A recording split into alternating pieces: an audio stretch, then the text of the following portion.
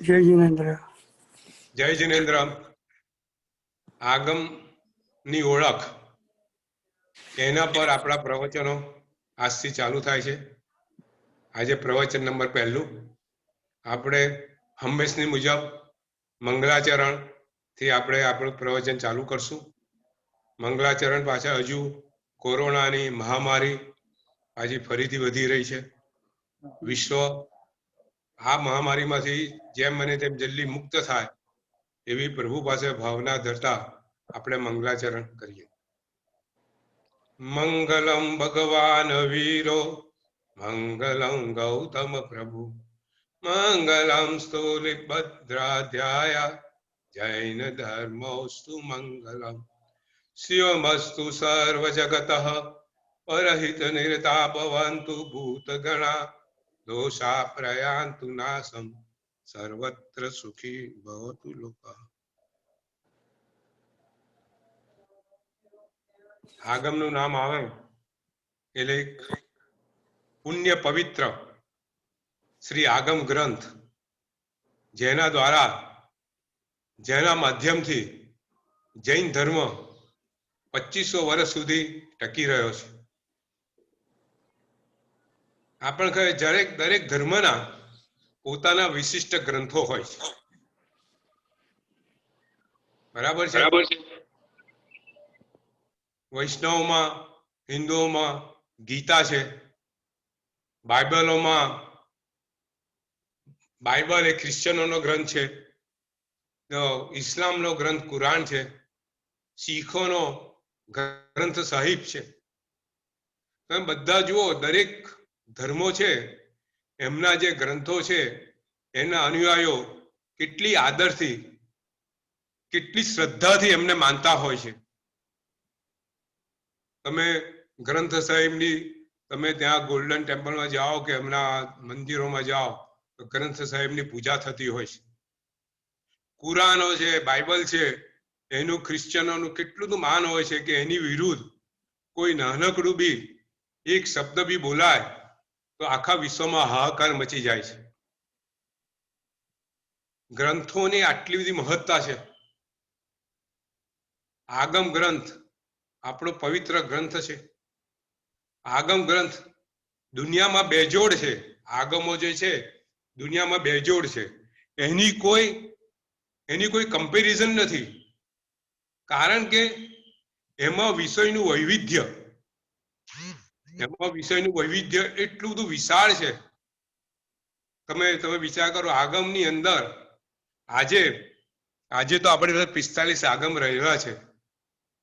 જ્યારે આજથી 1500 વર્ષ પૂર્વે વલ્લભીપુરની અંદર દેવરજી ક્ષમાક્ષમન આચાર્ય સાહેબના હાથ નીચે 5મી આગમ વાતના થઈ હતી.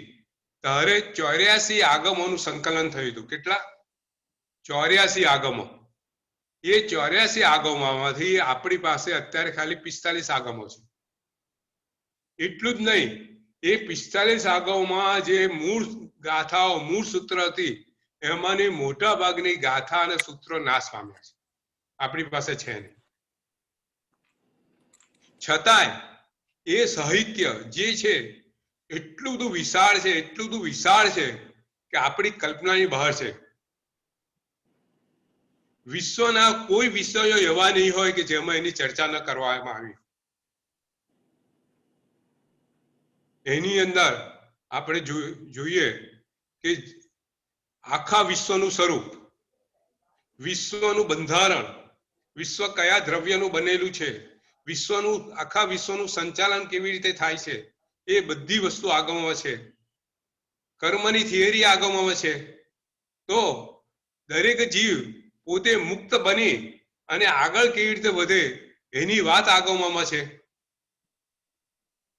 આગમોની અંદર નૃત્ય છે, નાટિકા છે. કહેવાય છે કે સર્વશ્રેષ્ઠ નૃત્ય ને નાટિકાઓ આગમમાં વાંચવા મળે છે. અને એ નાટકો ઉપરથી આજે ઘણા નાટકોની પદ્ધતિ નિર્માણ થવામાં આવી છે. ત્યાં જે નૃત્યનું વર્ણન કરવામાં આવ્યું છે કે આપણા જેટલા અક્ષરો છે એ પ્રકારની નૃત્ય ભંગીનું ત્યાં વર્ણન કરવામાં આવ્યું છે. આગમની અંદર ઇતિહાસ છે, ભૂગોળ છે, જીવશાસ્ત્ર છે, બાયોલોજી છે. આગમની અંદર એક તો લાખો સૂત્ર હતા, કરોડો સૂત્રો હતા, અને કરોડો સૂત્રોમાંથી આજે ખાલી હજારો સૂત્રોને પાસે આવી ગયા છે. છતાંય આ સાહિત્ય એટલું વિશાળ છે, એટલું ઊંડું છે, એટલું ગહન છે, આપણને આશ્ચર્ય થાય. આવો મહાન આગમ ગ્રંથો આપણને મળ્યા છે, પણ આપણને એનો આદર કેટલો? આ આપણી પાસે મોટો પ્રશ્ન છે. આગમ ગ્રંથો કેવી રીતે સાચવીને આપણી પાસે આયા છે. આપણે એનો એક ઇતિહાસ, એક પ્રસંગ જોઈએ આપણને આશ્ચર્ય થાય. ખૂબ આપણે ઘણી ઘટનાઓ છે, આપણી ઘણી ઘટનાનું આપણે વર્ણન કરવાનું છે. પણ કહેવાનો વાત એવી છે કે આગમ જે છે, આગમ જે 45 આગમમાં વિશ્વના બધા વિષયોનું ત્યાં નિરૂપણ કરવામાં આવ્યું છે. વિશ્વના જેટલા વાદો છે, વાદોની ત્યાં ચર્ચા કરવામાં આવી છે. એક વખત વાત એવી બની, એક જણે પ્રશ્ન પૂછ્યો કે ભાઈ ઇતર ધર્મોમાં, કે ભાઈ ક્રિશ્ચનમાં તો બાઇબલ છે, ઇસ્લામમાં તો ભાઈ કુરાન છે, બુદ્ધમાં તો કે ત્રિપિટક છે, તો જૈનોમાં એવો એક ગ્રંથ છે, મને કહો કે ભાઈ જૈનોને તો એવો એક ગ્રંથ મૂકો, કે એવો ગ્રંથ કહો કે જે બધા જૈનો કે ભાઈ અમારો ગ્રંથ છે. પેલા ભાઈ હોશિયાર હતા, એ ભાઈને પ્રશ્ન કર્યો કે ભાઈ તારી વાત બરોબર છે કે ભાઈ જૈનોએ ક્યારે એવું કીધું નથી કે આ અમારો એક ગ્રંથ છે. આ આગમો તો 45 આગમો છે, એના પર હજારો ચૂંટણીઓ છે, એના પર એની ટીકાઓ છે. એ તો સાહિત્ય એટલું વિશાળ છે, તો એક ગ્રંથ કેવી રીતે મુકાય? એટલે પછી ભૈયાને કીધું કે આ વિજ્ઞાન છે, તું માને છે ને? કે હા બરાબર છે વિજ્ઞાન. તો મને કે વિજ્ઞાનમાં તું મને એક ગ્રંથ આપ કે એમાં બધા વિજ્ઞાનના બધા વિષયોનું વર્ણન થઈ જાય. કે વિજ્ઞાનનો તું મને એવો ગ્રંથ આપ કે એમાં બધા વિષયોનું વર્ણન થઈ જાય. આજે વિજ્ઞાનમાં એવું કોઈ એક ગ્રંથ નથી કે બધા વિષયોનું વર્ણન થાય. મેડિકલ હોય તો મેડિકલ સાયન્સના પોતાના ગ્રંથો હોય, એન્જિનિયરિંગ હોય તો કેમિકલ એન્જિનિયરિંગ પોતાના ગ્રંથ હોય, ઇલેક્ટ્રિકલ વાળાના પોતાના ગ્રંથ હોય, પોતાનું સાહિત્ય હોય, મિકેનિકલનું પોતાનું સાહિત્ય હોય, લેંગ્વેજનું પોતાનું સાહિત્ય હોય, કોમર્સનું પોતાનું સાહિત્ય હોય, સીએ વાળાને પોતાના થોથા હોય. તો કહેવાનો મતલબ એ જેવી રીતે આજે વિજ્ઞાનની અંદર દરેક વિષયોનું ઊંડું નિરૂપણ કરવામાં આવ્યું છે, દરેક વિષયોના પોતપોતાના ગ્રંથો છે, એવી રીતે જૈન ધર્મમાં જે ઋષિ ભગવંતો થઈ ગયા, એમને એટલું વિશાળ સાહિત્ય દરેક વિષયમાં લખેલું છે કે કોઈ એવું કે એ ગ્રંથ એ પોસિબલ નથી. આગમના જે 45 આગમો છે, 45 આગમોમાં તમે આપણે જ્યારે એનું વર્ણન કરશું, એની ચર્ચા કરશું, તો એક આગમોમાં એટલું બધું ઊંડાણ છે, એટલા બધા વિષયો ચર્ચામાં આવ્યા છે. દરેક આગમમાં એક નહીં અનેક વિષયો ચર્ચામાં આવ્યા છે. એટલું નહીં, એની કથાઓ રૂપે, એનો રૂપકો રૂપે પણ એની બતાવવામાં આવ્યું છે. અને તીર્થંકરોના જીવન ચરિત્ર, 24 તીર્થંકરોના જીવન ચરિત્રો, વિશિષ્ટ પુરુષો થઈ ગયેલા એના જીવન ચરિત્રો, તીર્થંકરોના જે પરિવાર છે એનું વર્ણન, રાજાઓ, એ જમાનાના જે રાજાઓ છે, ઘણા બધા વસ્તુનું વર્ણન, ઘણા બધા શ્રાવકોનું વર્ણન, આ બધું આગમોમાં આપવામાં આવેલું છે. એ બધા સાથે તત્વનું વર્ણન, સાધુ જીવનનું વર્ણન, સાધુઓના આહાર કેવા, વિહાર કેવા, શ્રાવકોના આહાર કેવા, વિહાર કેવા, શ્રાવકો જૈના કેવી રીતે પાળે, તપ કેવી રીતે, સંયમ કેવી રીતે, શ્રાવકોના આચાર શું, બધી વસ્તુઓ આગમોમાં આપવામાં આવેલી છે. વિશાળ છે, અદ્ભુત વિશાળ છે. એક સુંદર પ્રસંગ છે. આપણને આપણા ગ્રંથોનું આપણને મહત્વ આપણે ભૂલી ગયા છે, આ હકીકત છે. અને તેથી આપણે જે આપણા ધર્મ પ્રત્યે, આપણા જે શાસ્ત્ર પ્રત્યે જે આદર હોવો જોઈએ એ રહ્યો નથી. કુમારપા દેસાઈ, બધાએ નામ સાંભળેલું હશે. એના પુસ્તકો, એમના બાપુજી જય ભીખુ, એમને અઢળક પુસ્તકો લખેલા. કુમાબા દેસાઈ અત્યારે હયાત છે અને એમનું ખૂબ સુંદર લખાણ, એમને પદ્મશ્રી એવોર્ડ બી આપવામાં આવ્યો છે. એમના લખાણો વાંચવા જેવા હોય છે. ગુજરાત સમાચારમાં પારિજાતનો પરિસંવાદ એ કરીને એમના લેખ આવે છે દર રવિવારે, દર બુધવારે એમના લેખ આવે છે. એમના 3 થી 4 લેખો ગુજરાત સમાચારમાં આવે છે. ખૂબ એક લેખો વાંચવા જેવા હોય છે. તો એમણે થોડા વખત પહેલા એક લેખ લખ્યો હતો. એ વિશ્વમાં બધે ફરતા છે. એમનું વિશ્વમાં એક ગમે ત્યાં કોઈ મોટી વિશ્વ સાહિત્યની સભા ભરાતી હોય તો ત્યાં આમંત્રિત તરીકે જતા હોય છે. મોટી ઉંમર થઈ ગઈ હવે તો, હજુ બી જતા હોય છે, હજુ એક્ટિવ છે. તો એમને એક કોઈ પ્રસંગમાં ગયા છે સાહિત્ય સભામાં, તો ત્યાંના ઇતિહાસવિદ ફોરેનના હતા, બહુ મોટા ઇતિહાસકાર હતા. એમને કુમાબા દેસાઈને પ્રશ્ન કર્યો કે કુમાબા ભાઈ, તમે મને કહો કે વિશ્વમાં એક એવી ક્રાંતિકારી ઘટના જે સાહિત્ય ખાતે બનેલી હોય, જે તમને ખબર હોય, તમે મને કહો. પેલા ભાઈ ઇતિહાસકાર છે એ કુમાબા દેસાઈને પ્રશ્ન કરે છે. કુમાબા દેસાઈ વિચાર કરે છે કે બહુ વિચાર કરે છે કે એવી ક્રાંતિકારી ઘટના, એ કહે છે કે ખરેખર મન તો યાદ આવતી નથી, તમને યાદ આવતી હોય તો કહો મને કે. એટલે પેલા કહે છે કે વિશ્વની અંદર એક અદ્ભુત ક્રાંતિકારી ઘટના આજથી 1000 વર્ષ પહેલા બની, જૈન ધર્મમાં બની. અને એ ઘટના જે બની આજે પણ એટલી અલૌકિક છે, આજે બી એટલી અદ્ભુત ઘટના છે કે વિશ્વમાં ક્યાંય આવી વાત બની નથી.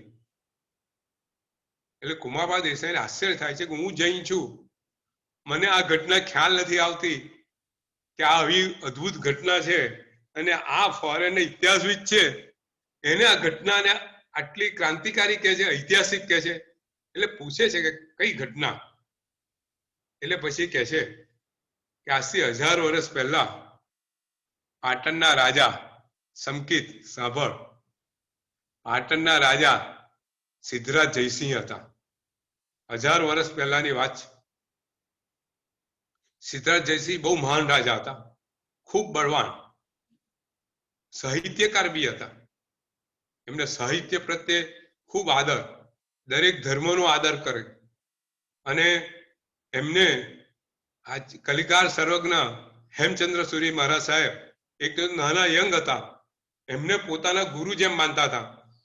પોતે શૈવ, સિદ્ધરાજ જયસિંહ પોતે બ્રાહ્મણ, શૈવ, ક્ષત્રિય, એટલે પોતે ધર્મ તો શૈવ નો પાડે, પણ જૈન ધર્મ પ્રત્યે ખૂબ આદર. જૈન ધર્મને બધા પ્રસંગોમાં જાતે હાજર રહે. અને એ પોતે એક વખત માળવા જીતીને આવ્યા. માળવા દેશ એ વખતનો બહુ મોટું યુદ્ધ થયેલું, એમને જાતે જવું પડ્યું હતું. ઉદયન મંત્રીને મોકલ્યા હતા છેલ્લે જીતવા માટે, અને જીતીને આવ્યા. ત્યાંથી બધું જયારે જીતે ને ત્યાંથી રાજમાંથી એ લોકો બધી પોતાની કિંમતી વસ્તુ લઈને આવતા રહે. તો એ માળવા દેશ એક ખૂબ સમૃદ્ધ હતો, એટલે સોનું ચાંદી એ તો બધું લઈ આવ્યા. પણ એમને ત્યાંથી સિદ્ધરાજ જયસિંહે ત્યાં જોયું કે ત્યાં પાઠશાળાઓ બહુ ચાલતી હતી, અને ત્યાં વ્યાકરણ ભણાવતું હતું, પાણીની વ્યાકરણ ત્યાં ભણાવવાનું હતું. અને પોતે જોયું કે આવો ગ્રંથ પાટણમાં, ગુજરાતમાં નથી. એટલે પોતે જીતીને તો આયા, મોટી રાજસભા ભરાઈ. એમના મનમાં ખૂંચ્યા કરે કે હું જીતીને તો આવ્યો, પણ આ દેશ જેટલો દેશ મારો મહાન નથી. મારા દેશની અંદર આવા જ્ઞાની પુરુષો નથી કે જેવું ભણાવી શકે, કરી શકે. એટલે પછી એમણે રાજસભાની અંદર પોતે વાત કરી કે હું જીતીને તો આવ્યો, પણ મારું માથું શરમથી ઝૂકી જાય છે. બધાએ કીધું કેમ? કે ત્યાં આગળ આ જો આ વ્યાકરણ શાસ્ત્ર બધાને ભણાવતા હતા, એવું પોતાનું વ્યાકરણ શાસ્ત્ર મારા ગુજરાતમાં નથી કે મારું. હું જીતીને આવ્યો શું કામનો? હજુ એ દેશ તો મારાથી ઊંચો છે. એટલે બધા બ્રાહ્મણ પંડિતો બધા બેઠા હોય છે અને સિદ્ધરાજ જયસિંહ ત્યાં આહવાન કરે છે કે આનાથી બી સુંદર વ્યાકરણનો ગ્રંથ મારા દેશમાં પોતે કોઈએ લખવો જોઈએ. બધા તરફ નજર ફેરવે છે. આચાર્ય કલિકાલ સર્વજ્ઞ હેમચંદ્ર સુરી મહારાજ સાહેબ ત્યાં સભામાં હાજર હોય છે. છેવટે સિદ્ધરાજ જયસિંહ નજર એમના પર ઠરે છે. યંગ છે, કલિકાલ સર્વજ્ઞ, બુદ્ધિના અદ્ભુત બુદ્ધિના જ્ઞાતા છે. સિદ્ધરાજ જયસિંહ પછી એમને કહે છે કે ગુરુ હેમચંદ્ર સાહેબ, તમારા વગર કોઈ આ લખી શકે એમ નથી અને તમે એક સુંદર વ્યાકરણનો ગ્રંથ લખો.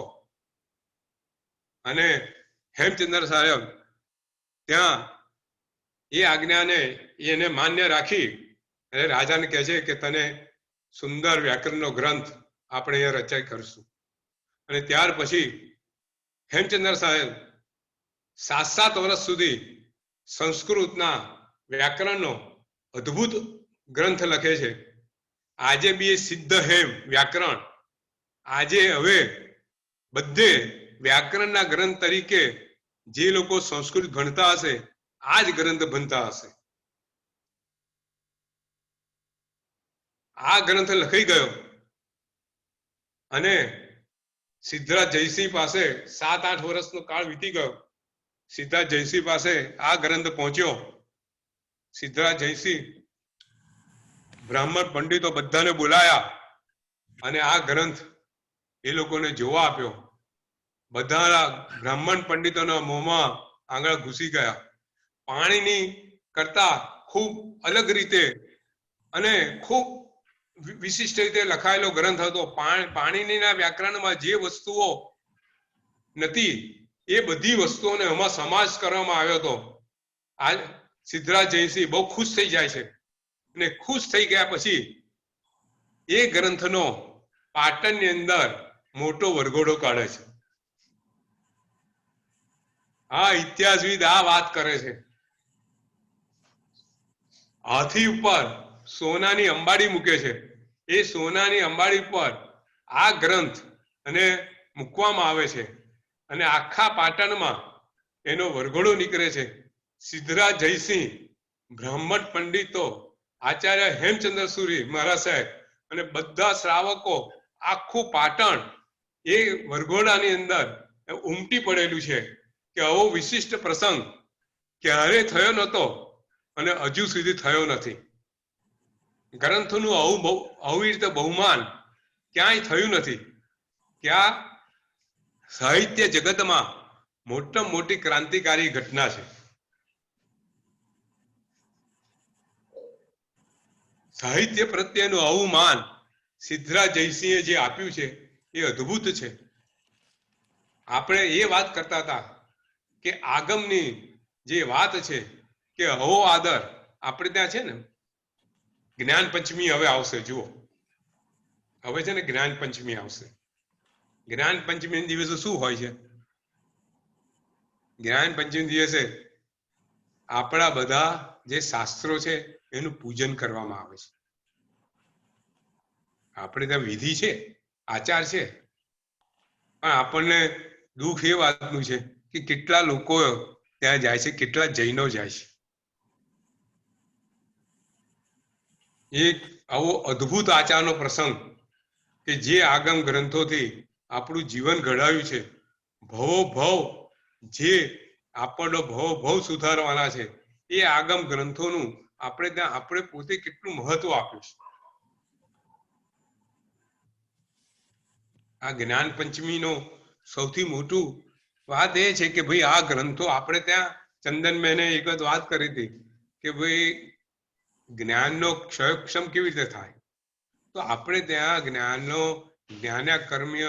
જ્ઞાનાવર્ણ્ય જે કર્મ છે એને છેદવાના આ બધા આચારો છે. જ્ઞાન પંચમી કરવામાં આવે છે. આપણે ત્યાં લાભ પાંચમને જ્ઞાન પંચમી એવું નામ આપેલું છે. જ્ઞાનનો લાભ થાય, જ્ઞાન પંચમી દિવસે લાભ પાંચમ દિવસે શેનો લાભ થાય? તો ભાઈ જ્ઞાનનો લાભ થાય. જ્ઞાનનો લાભ થશે તો બધાનો લાભ થશે. તો આ જ્ઞાન પંચમીનું પૂજન એ દિવસે એનું વ્રત એનું તપ એ કરવાનું હોય છે. આપણે ત્યાં એવી રીતે આપણા શાસ્ત્રોનો આદર ભાવ આવી રીતે કરવામાં આવેલો છે. તો એ આગમ ગ્રંથો જે 45 અત્યારે તો 84 માંથી 45 આગમ ગ્રંથો આપણી પાસે રહેલા છે. એ આગમ ગ્રંથો આપણી પાસે એમનેમ નથી આવ્યા. કેટલા આગમ ગ્રંથો ઉપર કેટલા હુમલા થયા છે. કેટલા આગમ ગ્રંથોને બાળી નાખવામાં આવ્યા છે. કહેવાય છે કે મુસ્લિમ રાજા, કદાચ નામ તો મને યાદ આવશે તો કહીશ, કે મોહમ્મદ ગોરી છે કે અલ્લાઉદ્દીન ખિલજી છે કે એના કોઈ સુબા છે, એને આપણા ગ્રંથો કેટલા બાળે છે કે 6 મહિના સુધી એની હોળી કરવામાં આવી છે. 6 મહિના સુધી એટલા આપણા ગ્રંથો હતા, એટલા બાળે 6 મહિના સુધી હોળી કરી છે. આપણા કેટલાય જ્ઞાન ભંડારોને સળગાવી દેવામાં આવ્યા છે. આ બધું આપણે નષ્ટ થઈ ગયેલું છે. આપણે એ વસ્તુ જેમ આવશે તેમ આપણે જાણશું કે આપણી પાસે શું બાકી રહ્યું છે ને શું નષ્ટ થયેલું છે. પણ આપણે ત્યાં જે આગમો 45 આગમો હતા, એમાં કરોડો શ્લોકો હતા, કરોડો કથાનકો હતા. 10-15 નહીં, જે વાર્તાઓ હતી કેટલી હતી, કરોડોની સંખ્યામાં હતી. કરોડોની સંખ્યામાં જે કથાનકો હતા એ આજે માત્ર હજારોની સંખ્યામાં રહી ગયા છે. આટલી બધી વસ્તુ આપણે ગુમાવેલી છે. આપણા જે પૂર્વજો જે હતા, પૂર્વધરો મુનિઓ હતા, એમને આટલું તો વિશાળ સાહિત્ય આપણા માટે રચ્યું હતું. એ આજે આપણે તો છે નહીં. અને જે છે એનું પણ આપણી પાસે આપણને એની મહત્તા નથી. વાત એ છે કે આપણા જે ખૂબ સુંદર ઘટના છે, ખૂબ સુંદર પાટણની જ ઘટના છે સંકેત. આ એ ઘટના પાટણમાં બનેલી છે. આચાર્ય હેમચંદ્ર મહાસાહેબના વખતની આ ઘટના છે. કુમારપાળ મહારાજા છે અને કુમારપાળ મહારાજાએ આપણા શાસ્ત્રો એને તાડપત્રો પર લિપિબદ્ધ કરવા માટે આચાર્ય સાહેબને જણાવ્યું. અને આચાર્ય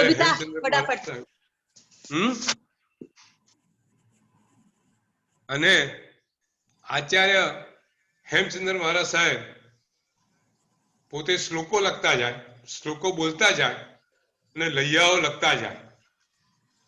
જે લૈયાઓ માટે તાડપત્રો લાવવામાં આવ્યા હતા. હવે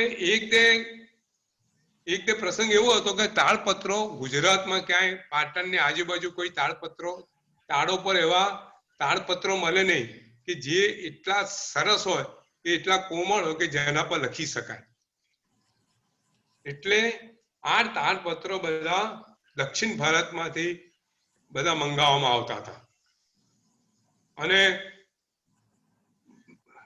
આચાર્ય હેમચંદ્ર મહારાજ સાહેબ એક શ્લોક બોલે, એને લિપિબદ્ધ થાય, પછી લૈયા એને લખે.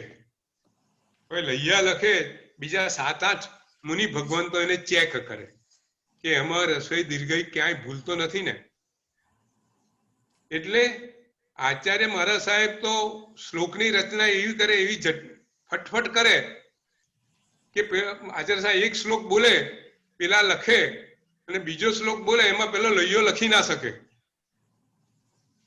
એટલે બીજા 2-4 મુનિ જે લૈયો લખે ચેક કરે, એટલે પેલા 10-15 લૈયાને બેસાડેલા કે આચાર્ય મહારાજ સાહેબ શ્લોક બોલે એમનો એક મિનિટ બી સમય બરબાદ ના થાય. એટલે એક શ્લોક બોલે એક લૈયો, બીજો શ્લોક બોલે બીજો લૈયો લખે, એનું ચેકિંગ થાય, ત્રીજો. એવી રીતે બધા તાડપત્રો એટલી સંખ્યામાં જોઈએ, એટલે હજારોની સંખ્યામાં તાડપત્રો જોઈએ. કુમારપાળ મહારાજા હતા, એમને આ બધી વસ્તુઓ, બધી વ્યવસ્થા એમને ઊભી કરેલી કે આચાર્ય સાહેબ આટલું તો જ્ઞાન છે, જો તાડપત્રોમાં લખાય તો વર્ષો સુધી રહે. આજે પાટણમાં એ તાડપત્ર પર લખાયેલું આજે બી જ્ઞાન ભંડાર છે સમકિત. વિશ્વમાં જે અવ્વલ કોટીના જ્ઞાન ભંડારો કહેવાય છે એમાં પાટણનો નંબર આવે છે. તો આવી રીતે લખતા જાય. કુમારપા મહારાજા કાયમ સવારે આચાર્ય સાહેબને વંદન કરવા આવે અને આ બધી વ્યવસ્થા જોવા આવે. તો એક દિવસની વાત છે, કુમારપા મહારાજા આવ્યા, આચાર્ય સાહેબને વંદન કર્યા અને પોતે જુએ છે તો લખવાનું કામ બધું ઠપ થઈ ગયેલું છે. ત્યાં કોઈ લઈયો બેઠેલો નથી.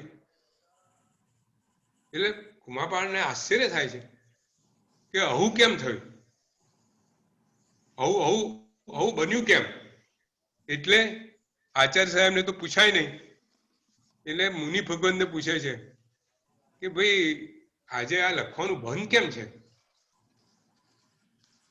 એટલે મુનિ ભગવાન કહે છે કે કુમારપાળ, આપણે તાડપત્રો બધા સાઉથમાંથી મંગાવતા હતા. હવે ત્યાં તાડપત્રો બહુ ઓછા થઈ ગયા છે અને જે ઓછા થઈ ગયા છે એનો ભાવ એટલો તો કે છે આપણી તાકાત નથી. એટલે તાડપત્રો બધા ખલાસ થઈ ગયેલા છે અને એટલે કામ અટકી પડ્યું છે. કુમારપા મહારાજાને બહુ દુઃખ થાય છે કે 18 દેશનો હું રાજા, મારા ગુરુ આવું સર્વશ્રેષ્ઠ કક્ષાનું જ્ઞાન અને હું આટલું નાનું કામ તાડપત્રો લાવી ના શકું.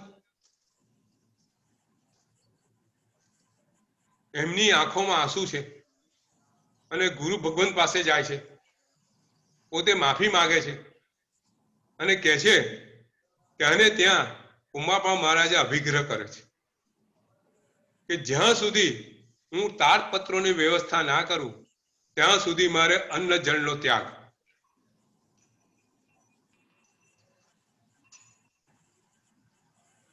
આપણે વિચાર કરીએ કે કેટલું બધું એમને આ જ્ઞાન પ્રત્યેનું સમર્પણ હશે કે પોતે તાડપત્રોની વ્યવસ્થા ન થઈ ત્યાં સુધી અન્ન જળનો ત્યાગ.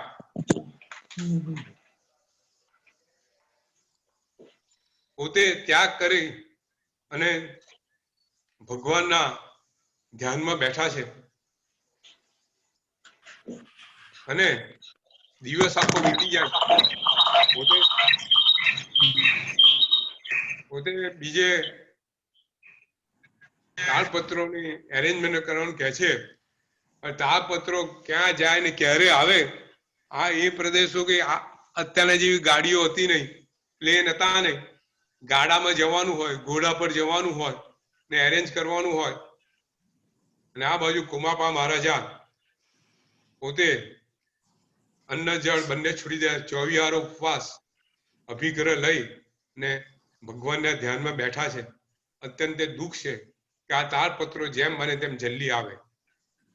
અને એક જ દિવસ થાય છે. તમે જુઓ, આ અદ્ભુત પ્રતિજ્ઞા છે. અને કુદરતનો જુઓ કે જ્યારે જ્યારે આવા સુંદર કાર્યો માટે જ્યારે આવા અદ્ભુત પ્રતિજ્ઞાઓ લેવાતી હોય છે ને ત્યારે એ કાર્યનું ફળ મળ્યા વગર રહેતું નથી. આપણે આ પ્રકૃતિના ધર્મને આપણે જાણવો જોઈએ. આ પ્રકૃતિનો ધર્મ છે, કરે એવું પામે. આપણે ત્યાં કર્મનું ફળ છે. કોઈ વાર કર્મ એવા ઉત્કૃષ્ટ કક્ષાનું તમારું કાર્ય હોય જેનું ફળ બી તાત્કાલિક મળે. કુમારપા મહારાજા 24 ઉપવાસમાં બેઠા છે. બીજ દિવસ સવાર પડે છે અને એમના સેવકો કુમારપા પાસે દોડતા દોડતા આવે છે. કુમારપા પણ કહે છે, રાજાને કહે છે, રાજા ગજબ થઈ ગયો. કારણ કે શું વાત છે કે જે આપણા જે ઉદ્યાનની અંદર જે તાડના વૃક્ષો હતા, જે તાડના વૃક્ષો ઉપર ક્યારેય તાડપત્રો આવેલા નતા, એ અચાનક બધા વૃક્ષો પાંગરી ગયા છે કે છે અને બધા નવા તાડપત્રો એમાં આવી ગયેલા છે. આપ જઈને જુઓ કે છે. અને ખરેખર કુમારપાળ મહારાજા ત્યાંથી પોતાના પાટણના ઉદ્યાનમાં જાય છે. જે તાડ હોય છે બધા તાડ જુએ છે અને બધા તાડના વૃક્ષો તાડપત્રોથી શોભી રહેલા છે. એમની આંખોમાં આંસુ છે. ભગવાનનો ઉપકાર માને છે, ગુરુ મહારાજનો આભાર માને છે કે ખરેખર શું ભગવાન તારી કૃપા છે. તાડપત્રો ઉતારે છે, ખરેખર પોતાને જોઈએ એવા તાડપત્રો છે. હજારોની સંખ્યામાં તાડપત્રો એમને ત્યાં મળે છે અને આ સૂત્રો લખવાનું કાર્ય નિર્વિઘ્ને ફરી ચાલુ થાય છે. આપણો કહેવાનો વાત છે, આગમો સૂત્રો આપણી પાસે આવી રીતે આવેલા છે. આવા કેટલાય મહાપુરુષોએ પોતાના જીવનને એમને પોતાની પ્રાણની બાજી મૂકી દીધી. તાડપત્રો નહીં આવે ત્યાં સુધી પોતે આહાર ને જળ બંનેનો ત્યાગ કર્યો. આવી પોતાની પ્રાણને બાજી મૂકીને પણ એમને આવા આગમો આપણા સૂત્રો સાચ્યા છે. આવા અનેક દાખલાઓ આપણે આગમોમાં ફરીથી આપણે આગળ આપણે જોઈશું. વસ્તુપાલ મહારાજા, પછી સંગ્રામસિંહ સોની, તમે પેથડ શાહ, આભુ સંઘવી, એક શ્રાવકો, એક મુનિ મહારાજો, વજ્ર સ્વામી, દેવર્ધી સમાક્ષમણ, તમે એક ના દાખલા એક નું તમે જુઓ, આપણને આશ્ચર્ય થાય કે આ પુરુષો કેટલા મહાન હતા. આપણા શાસ્ત્રો એમને કેવી રીતે સાચ્યા છે ને આપણી પાસે કેવી રીતે આવ્યા છે. આપણે એક પ્રસંગ દરેક આગમ વાતનામાં લઈશું. પણ ખરેખર આ આગમ વાતના ખરેખર હું કહું છું આપણું પરમ સૌભાગ્ય છે કે આપણે આ પવિત્ર એવા શ્રી આગમ સૂત્રને આપણે આપણી ઓળખ આપણે એમની ઓળખ મેળવીશું. ખરેખર જેમ જેમ વાંચતા જઈએ, જેમ પ્રસંગો જાણતા જઈએ, તેમ આપણું આશ્ચર્ય વધતું જાય છે કે આગમ ગ્રંથો ખરેખર અદ્ભુત આગમ ગ્રંથો છે. આપણે હજુ સુધી જાણ્યા નથી. ખરેખર આ આપણે જાણીશું આપણું પરમ કોઈ સૌભાગ્ય છે. આપણું કોઈ જ્ઞાનાવર્ણીય કર્મનો જે ક્ષયક્ષમ છે એને કારણે આપણને આ પરમ સૌભાગ્ય પ્રાપ્ત થયું છે. આપણે આગમ પર આગળ વાત કરીએ તો ભાઈ આગમ એટલે શું? આપણે થોડી ટેકનિકલ વાત કરીએ. ભાઈ આગમ એટલે શું?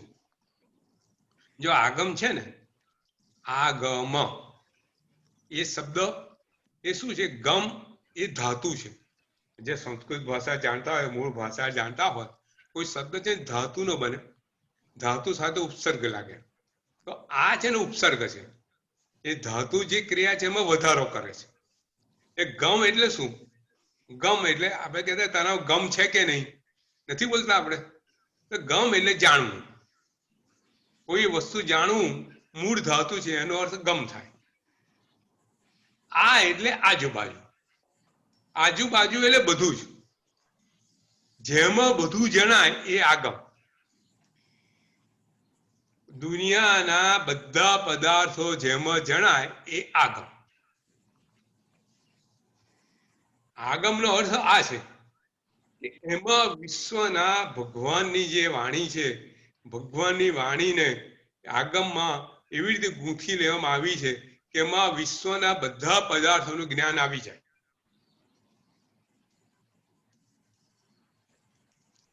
આજે એ જમાનામાં સ્ત્રીઓની 72 કળા હતી, પુરુષોની 64 કળા હતી. એ બધું જ્ઞાન અંદર છે. સંગીત છે, યોગ શાસ્ત્ર છે, બધું છે, ધનુર્શાસ્ત્ર છે, બધા શાસ્ત્રો એમાં સમાયેલા છે. મંત્ર શાસ્ત્ર છે, તંત્ર શાસ્ત્ર, યંત્ર શાસ્ત્ર, કશું બાકી નથી. વિદ્યાઓ છે. આગમ પે સુનો કે આગમમાં બધું છે, કોઈ વસ્તુ બાકી નથી. પણ અત્યારે આપણી પાસે રહ્યું છે એ મોટું સાગર હોય ને એમાંથી બિંદુ જેટલું આપણે પાસે રહ્યું છે. ઘણી બધી વસ્તુઓ આપણે ગુમાઈ બેઠા છે. આગમનો બીજો અર્થ એ છે, ગમ એટલે જાણવું. આ એટલે આપ્ત પુરુષ. આપ્ત પુરુષ એટલે જે કેવળજ્ઞાની છે, વિશિષ્ટ જ્ઞાની છે, પૂર્વધર જ્ઞાની છે, એ જ્ઞાનીઓએ આપણને જે જણાવ્યું એ આગમ.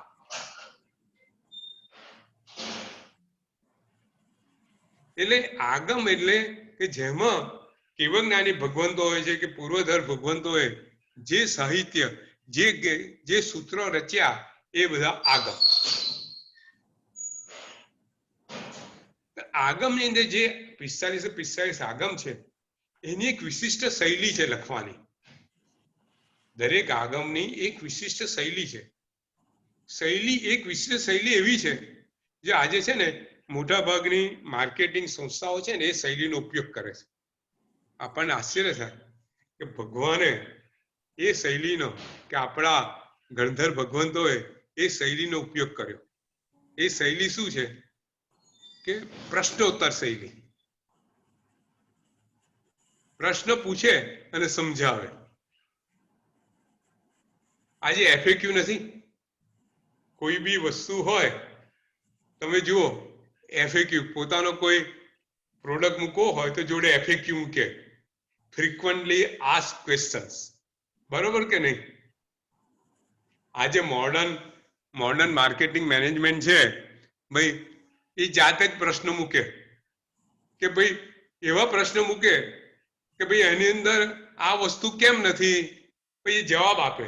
એ જાતે જ જવાબ આપે કે આ વસ્તુ કેમ નથી, કે આ વસ્તુ એને બદલે મેં આ વસ્તુ મૂકી છે, એના ફાયદા છે, આ વસ્તુ નથી, આ વસ્તુના આ નુકસાન હતા એટલે મેં નથી મૂકી.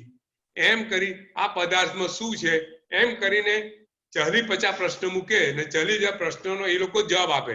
એટલે લોકોના જે મનમાં જે દ્વિધાઓ હોય ને એ ઓટોમેટિક સમી જાય. આ ગંધર્વાદ શું છે? બધા પ્રશ્નો છે એનું સમાધાન છે. બરાબર ને? તો પ્રશ્નોથી આપણે ગંધર્વાદ સમજી શક્યા. બરોબર છે કે નહીં? જેમ પ્રશ્નોથી ગંધર્વાદ સમજી શક્યા એવી રીતે આગમોમાં છે બધા પ્રશ્નો છે અને એ પ્રશ્નોના જવાબ આપવામાં આવે છે. એટલે પ્રશ્નોત્તર શૈલી છે. 2 મિનિટ જરા સહેજ નવકારથી સહેજ પાણી વાપરી લઉં.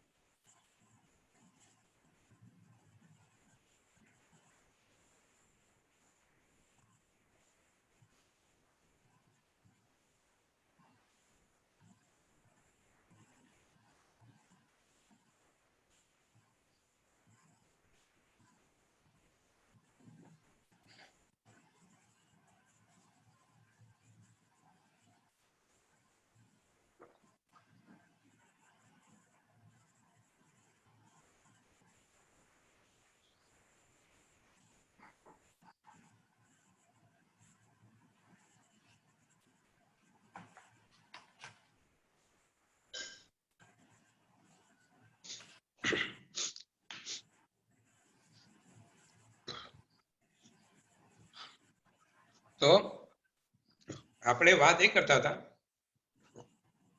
કે આગમો બધા વિશિષ્ટ શૈલીથી લખાયેલા છે. એની એક શૈલી છે પ્રશ્નોત્તર શૈલી. પ્રશ્ન પૂછવામાં આવે અને ઉત્તર આપવામાં આવે. ગૌતમ સ્વામીએ 36,000 પ્રશ્ન પૂછેલા છે. કેટલા? ભગવતી સૂત્રમાં 36,000 પ્રશ્નો છે. કેટલા? 36,000. તદ ઉપરાંત જમ્મુ સ્વામીના પ્રશ્નો અહીંયા ગૌતમ સ્વામીના જે પ્રશ્નો છે, પરમાત્મા મહાવીર સ્વામી જાતે ઉત્તરો આપેલા છે, એનું સંકલન છે. તો જંબુ સ્વામીએ આચાર્ય સુધર્મ સ્વામીને પ્રશ્નો પૂછેલા છે, એનું સંકલન છે. તદ ઉપરાંત સંતો, ઇતર ધર્મોના સંતો, પરિવ્રાચકો, એ બધાએ ભગવાન મહાવીરને પ્રશ્નો પૂછેલા છે, એના ઉત્તરો છે. ઉપરાંત શ્રાવકોએ, શ્રેણિક ભગવાને શ્રેણિક મહારાજાએ પ્રશ્નો પૂછેલા છે. શ્રાવકોએ, શ્રાવિકાએ, જયંતી નામની શ્રાવિકાએ ઘણા પ્રશ્નો પૂછેલા છે જીવ આપણા વિશ્વના એના ઉપર, વિશ્વનું જે સ્વરૂપ છે, દ્રવ્ય છે, એના પર જયંતી શ્રાવિકાના અઢળક પ્રશ્નો છે, એને ભગવાને જવાબ આપેલા છે. આ રીતે આગમની અંદર આ બધા પ્રશ્નોના જવાબ સ્વરૂપે બી એક શૈલી છે. એ શૈલી છે ને આપણે ત્યાં વિશિષ્ટ નામ આપવામાં આવ્યું છે. એટલે આ બધું કેમ કહું છું કે ક્યારેક તમે આગમ વાંચો, કોઈ શાસ્ત્ર વાંચો અને એમાં આવા શબ્દ આવે તો તમને ખ્યાલ આવે કે એનો અર્થ શું થાય. એને અનુયોગ દ્વારા નામ આપવામાં આવ્યું છે કે આપણી આગમની શૈલી શું છે? અનુયોગ છે. અનુયોગ એટલે પ્રશ્ન, અનુયોગ એટલે કઈક વસ્તુ જાણવી, અનુયોગ એ પ્રશ્ન, અને દ્વાર એટલે પ્રવેશ કરવો. એટલે પ્રશ્નો દ્વારા વસ્તુમાં પ્રવેશ કરવો, અનુયોગ દ્વાર. એટલે આપણી એક શૈલી અનુયોગ દ્વાર કહેવાય છે. ભાઈ આગમો અનુયોગ દ્વાર છે, એમાં અનુયોગ દ્વાર આપવામાં આવેલું છે, એટલે પ્રશ્નો દ્વારા ઉત્તર આપવામાં આવેલા છે. તો બીજી એક શૈલી છે કથાનક શૈલી. ભગવાને દરેક વસ્તુ સમજાવી છે, જોડે જોડે કથા પ્રસંગ બી આપેલા છે. એટલે પ્રસંગ દ્વારા એ વસ્તુ આપણી અંદર વ્યવસ્થિત ઉતરી જાય. આપણે બી તમે જુઓ કે આજે બી આપણે કઈ વસ્તુ સમજવા માટે પ્રસંગ લઈએ છીએ, તો પ્રસંગ લઈએ છીએ તો શું થાય છે? એ વસ્તુ આપણી અંદર એની સમજ આવી જાય છે, એની પાછળની આપણી શ્રદ્ધા, આપણે સમાધાન થઈ જાય છે. પ્રસંગ બનેલો હોય, કોઈ વસ્તુ બનેલી હોય, આપણી નજર સામે આવે, આપણે જોઈએ કે કુમાપા મહારાજાએ આવી રીતે પોતાનો પ્રાણ ત્યાગ સુધીની પ્રતિજ્ઞા કરી અને આ રીતે, તો એ ઘટના દ્વારા આપણને એ વસ્તુનું મહત્વ સમજાય, એની સચ્ચાઈ સમજાય. એટલે આવા કથાનકો, એવું કહેવાય છે કે આગમની અંદર એક આગમમાં 1 કરોડ ઉપર કથાનકો હતા. કેટલા? ખ્યાલ આવે છે? 1 કરોડ ઉપર. 1 કરોડ ઉપર. અને આપણી પાસે કેટલા રહ્યા છે? હજારો પણ નથી રહ્યા. આગમ ઉપર હમણે કથાની યોગ કરીને આગમના 6 ભાગ પડેલા છે. એમ એકલી કથાઓ છે. આગમમાં જે કથાઓ સમાવેશ કરવામાં આવ્યો છે એ 6 ભાગની અંદર એ પુસ્તકો છે. એ પુસ્તકની અંદર મેં ખાલી કેટલા કથાનકો મેં આશરે ગણી જોયા, ઓન એન એવરેજ કેટલા છે. તો એમાં 1000 કથાઓ છે. કેટલી? 1000 કથાઓ છે, જુદા જુદા વિષયની કથા. બધા આગમમાં મળીને? હા. અચ્છા. गई 1 करोड़ कथाओं तो गई, ये બધું वो सब हमको भूल जाने का है. सही तो कुछ બહુ દુઃખ what થાય we lost is tremendous. જાણીને થોડું દુઃખ થાય છે અંકલ, બહુ દુઃખ થાય છે કે આપણને આટલું બધું જતું ખરેખર પણ દુઃખ સંકિત એ વાતનું છે કે જે છે ને એ જો આપણે સાચવતા નથી, દુઃખ વધારે એ વાતનું છે.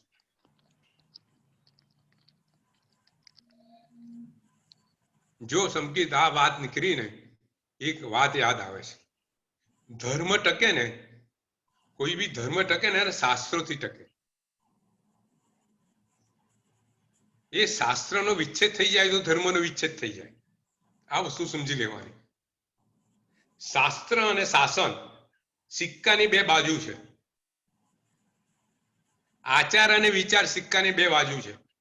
જ્ઞાન અને ક્રિયા સિક્કાની 2 બાજુ છે. બંને એકબીજા વગર છે નહીં. સમજો, જ્ઞાન જતું રહેશે, ક્રિયા જતી રહેશે. આપણે ત્યાં લખવામાં આવ્યું છે આપણું શાસન ક્યાં સુધી ટકશે? 5મા આરાના અંત સુધી. તો 5મા આરાના અંત સુધી કેમ ટકશે?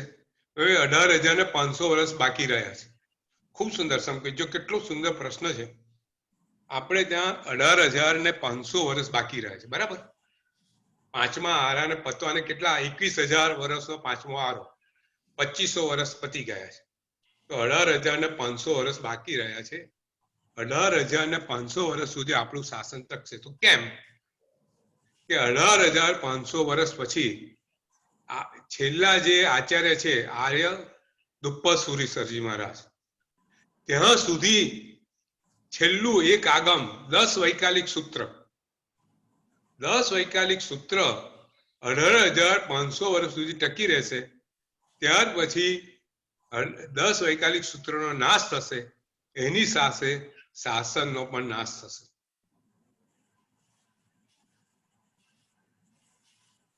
ચૈતર, આ વસ્તુ જો આપણે ત્યાં લખ્યું છે આ શાસન કેમ પાંચમા આરા પછી શાસન કેવી રીતે નાશ થશે? તો કે શાસનને જાળવનાર, શાસનનો આધાર સ્તંભ, શાસનનું જેના પર બંધારણ છે એ શાસ્ત્ર, એ આગમ, એ છેલ્લું આગમ, એનો બી ત્યાં નાશ થશે. એટલે આપણા શાસનનો નાશ થશે. એટલે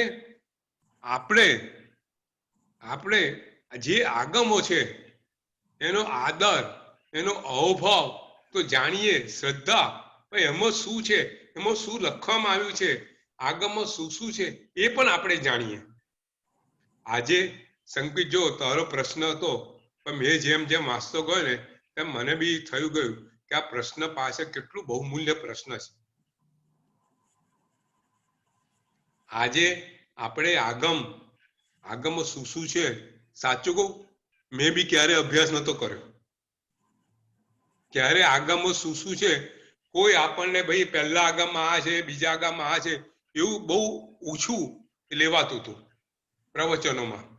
અને આપણા બધાના નસીબથી આ વસ્તુ આજે આપણી સામે આવી છે. આપણે જોઈશું કે આગમ કેવી રીતે આયા, એની હિસ્ટ્રી શું છે, એનું ઉદ્ભવ સ્થાન શું છે. આપણે આગમની શૈલીની વાત કરતા હતા કે એક કથાનક શૈલી છે અને એક બીજી પ્રશ્નોત્તર શૈલી છે. હવે આપણે આગળ પર એ જઈએ છે કે આગમ આયા કેવી રીતે આપણી પાસે, બરાબર. હવે આગમ કેવી રીતે આયા એની આપણે ચર્ચા કરીએ કે આગમનું ઉદ્ભવ સ્થાન શું, આગમની વ્યાખ્યા શું, આગમનો અર્થ શું, આગમમાં કઈ શૈલી છે. જો આગમમાં બીજી એક શૈલી એવી છે કે ગદ્ય છે ને બધું પદ્ય જેવું છે, એ ભાષાની શૈલી છે. આ બહુ અદ્ભુત વસ્તુ છે. મને આમ વિચારતા ખ્યાલ કે આગમ જે છે ને, જે ગદ્ય છે ને પદ્ય સ્વરૂપે છે, એટલે તમે યાદ રાખી શકો.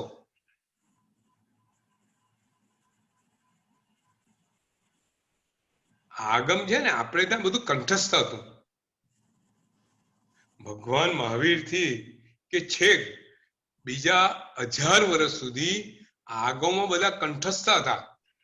કોઈ લિપિબદ્ધ એને ગ્રંથસ્થ કરવામાં નતા આવેલા 1000 વર્ષ સુધી. તો કંઠસ્થ કેવી રીતે હતા? તો જે આગમોનું જે લખાણ હતું ને એ જે ભલે ગદ્ય હોય પણ પદ્ય સ્વરૂપે હતું, એટલે કવિતા સ્વરૂપે. એટલે તમે સૂત્રો બધા યાદ રાખી શકો.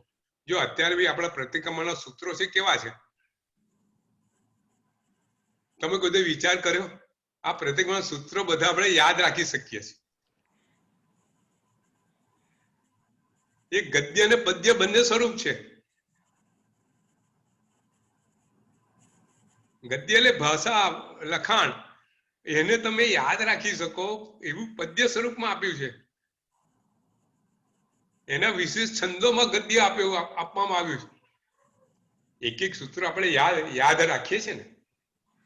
एक सूत्र का अर्थ ही कई पेज हो जाता है, वो सब याद रह जाता है अगर सूत्र अच्छी तरह याद है तो. हाँ बिल्कुल बिल्कुल बहुत बढ़िया. बिल्कुल सही बात है. अगर हाँ एक सूत्र तो याद सूत्र करने से एक याद पेज का रखो अर्थ याद। तो पूरा ग्रंथ याद रह जाता है। हाँ, कर्म सही ग्रंथ कह को रहे हैं। याद रखने के लिए कर्म ग्रंथ का जो सूत्र है वो याद रखना चाहिए। वो याद याद रख लो, फिर अर्थ समझ के पूरा याद हो जाता, तो एक पेज का विवेचन सब याद रह जाता है वो।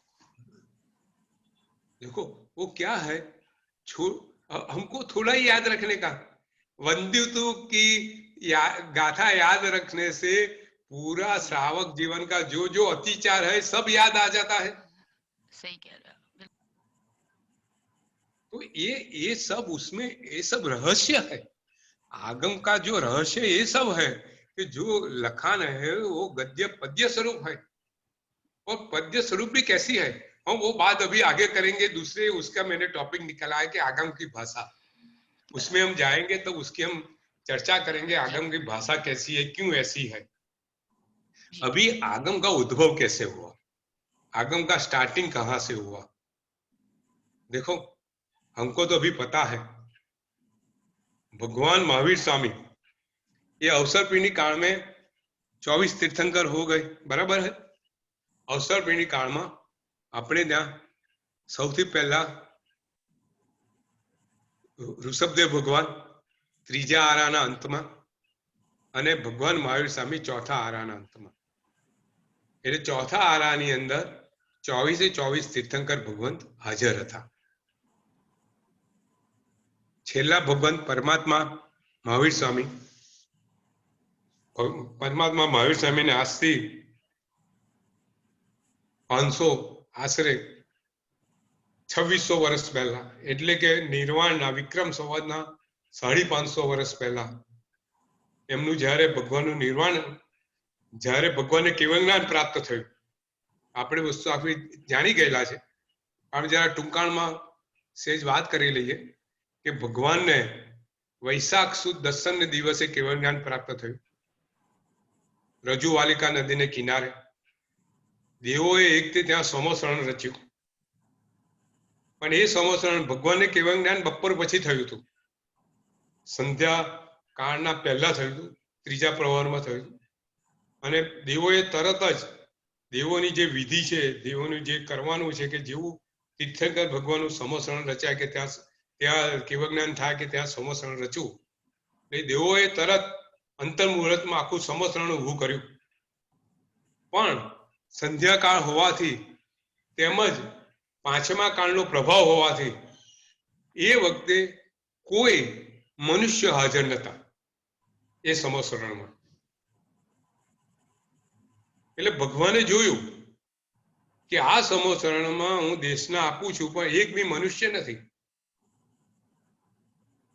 તો કોઈ મનુષ્ય ના હોય તો દીક્ષા કોઈ નહીં લે, તો દીક્ષા ના લે તો આ મારી દેશને અહીંયા આપવાની મારે જરૂર નથી. એટલે તરત ભગવાને ત્યાં દેશનાને આટોપી લીધી અને ત્યાંથી ભગવાન તરત ને તરત વિહાર કરી અને આપાપાપુરી ગયા. અને ત્યાં દેવોએ મહસેન ઉદ્યાનની અંદર ભગવાનનું સમોસરણની રચના કરી. વૈશાખ સુદ 11નો દિવસ ભગવાનનું અદ્ભુત સમોસરણ ત્યાં રચાયેલું છે. ભગવાન સમોસરણમાં આરૂઢ છે, ભગવાનની દેશના ત્યાં ચાલી રહી છે અને ત્યાં દેવો બધા ભગવાનની દેશના સંભાળવા આવે છે. અને ત્યાં સૌમિલ આર્યએ પોતે અતિ ભવ્ય યજ્ઞની ત્યાં રચના કરેલી છે અને ત્યાં 11 ભારતના શ્રેષ્ઠ 11 બ્રાહ્મણ પંડિતો હાજર છે. બ્રાહ્મણ પંડિતો જોઈ રહ્યા છે કે દેવો ત્યાં આવતા નથી, એટલે બ્રાહ્મણ પંડિતોને એવું લાગે છે કે ખરેખર આ દેવોને કોઈ ભોળવી, કોઈ દેવોને કોઈ મેસમરાઇઝ કરી દીધું છે, એવો કોઈ ઠગ ત્યાં આવેલો છે. એ ઠગ આ દેવોને ઠગીને ત્યાં લઈ જઈ રહ્યો છે, એટલે મારે આ ઠગ કોણ છે એટલે મારે એને વશ કરવો પડશે એવું માનીને ઇન્દ્રબુદ્ધિ ગૌતમ ત્યાં જાય છે. ઇન્દ્રબુદ્ધિ ગૌતમ સમોસરણમાં તો પહોંચે છે પણ ભગવાનનું સ્વરૂપ જોતા, સમોસરણ જોતા પોતાના વિચારો જે ભગવાનને હરાવવા માટે આવે છે એ બદલાઈ જાય છે અને ભગવાન એ જ વખત એના મનના સંશયની વાત કરે છે. એના સંશયની વાત કરી એના મનના સંશયનું સમાધાન કરે છે અને ઇન્દ્રબુદ્ધિ ગૌતમ ત્યાં દીક્ષા લે છે અને ત્યાં સંયમ ધારણ કરે છે અને ભગવાન એને વાસક્ષેપ નાભીને ગંધર્વ પદ આપે છે. પહેલા ગંધર્વ પદ બને છે. આ રીતે બીજા 10 બ્રાહ્મણ પંડિતો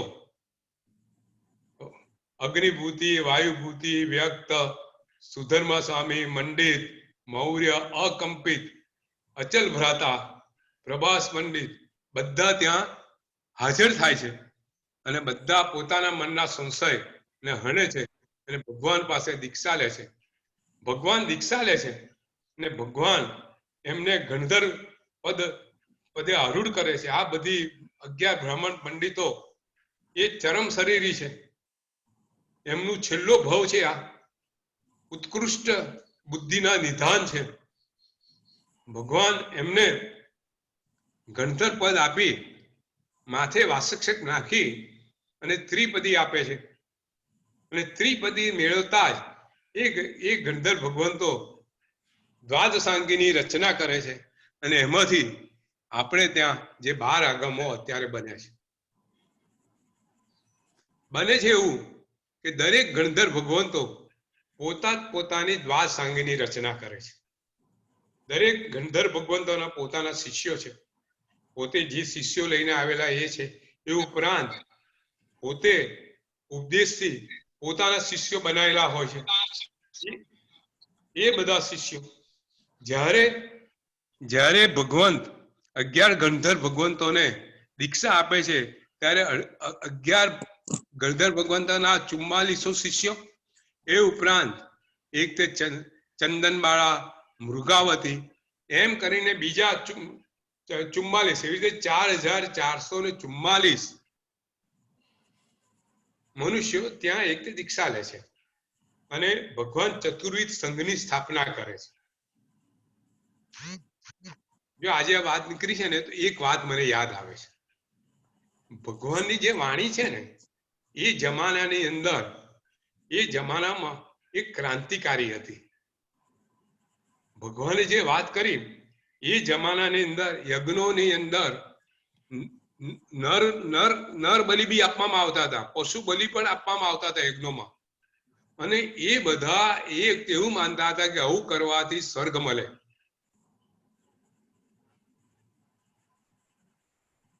આવી હત્યા કરવા છતાં સ્વર્ગ મળે એવી આ બધા બ્રાહ્મણોની માન્યતા હતી.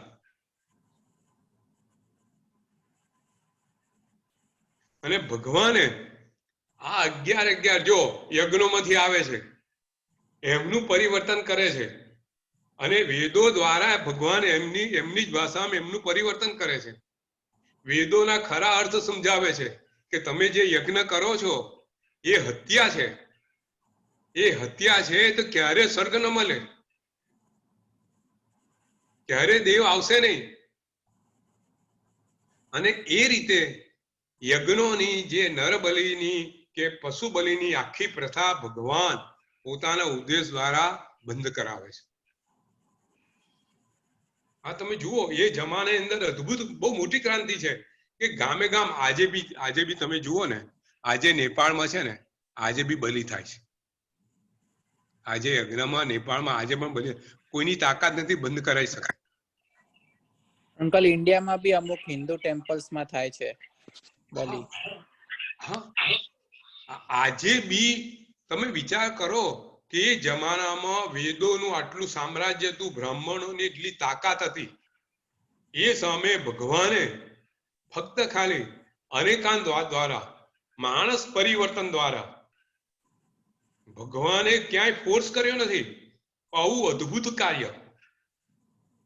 કાર્ય કે નર બળી અને પશુ બળી ઠેકાણે બંધ કરાવ્યા યજ્ઞોમાં. બીજી વસ્તુ એકદમ અગત્યની વસ્તુ, જો તમે જુઓ ભગવાન જે એક પરિવર્તન જે લાયા છે આખા માણસમાં, જે આપણો ધર્મ સ્થાપ્યો છે, એવું અદ્ભુત કર્યું છે. ત્યાં સ્ત્રીઓ કોઈ દીક્ષા લેતી નથી. એ વખતે કોઈ હિન્દુઓમાં બી સ્ત્રીઓ દીક્ષા નથી લેતી. સ્ત્રીઓનું કોઈ જગ્યા નથી સમાજમાં. સ્ત્રીઓ રાજાની રાણીઓ, રાજા જીતી જાય, રાજા યુદ્ધ કરે અને રાજા જે પ્રદેશ જીતે ને ત્યાંથી સ્ત્રીઓને પકડી લાવે અને ગુલામ તરીકે વેચે. આજે ચંદનબાળા શું હતી? આપણે ચંદનબાળા દાખલો લઈએ તો એના પિતા દધીવાહન હરી જાય છે, તો એની માતા અને દીકરીને ત્યાંના લોકો જે સૈનિક છે પકડી જાય છે. એ તો સ્ત્રી એટલી સુંદર હોય છે, એની પત્ની બનાવવા માંગે છે. ત્યાં સ્ત્રી, એની માતા, ચંદનબાળાની માતા ત્યાં મરી જાય છે. તમને આ હિસ્ટ્રી બધાને ખબર છે. અને ચંદનબાળા ને ત્યાં દાસી તરીકે વેચવામાં આવે છે. અને ભગવાનનો અભિગ્રહ જુઓ. ભગવાનના અભિગ્રહ પાછળ કોઈ સંકેત હશે ને? એક સ્ત્રી માથે મુંડન હોય, પગમાં બેડી હોય, શું હશે અભિગ્રહ પાછળ કારણ? કોઈ સમજાય છે કારણ? ભગવાને આખી દાસી પ્રથા આ અભિગ્રહ દ્વારા દૂર કરી છે. એક દાસીને સમાજનું ઉત્કૃષ્ટ સ્થાન આપ્યું. ભગવાને સંદેશો આપ્યો કે આ દાસી પ્રથા ખોટી છે. ભગવાને બોલીને ઉપદેશ નથી આપ્યો, આચરણથી ઉપદેશ આપ્યો છે. એ ચંદનમાળાને પોતાના પહેલા પદવીધર સાધ્વી બનાવે છે.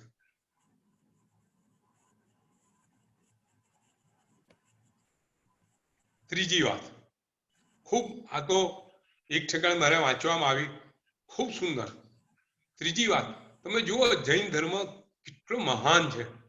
ભગવાને એ જમાનામાં કેવી રીતે લોકોના માનસ પરિવર્તન કરેલા છે.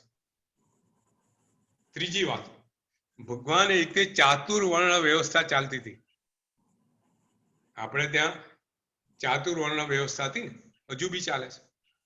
એની સામે આપણે ચતુર્વિધ સંઘની સ્થાપના કરી.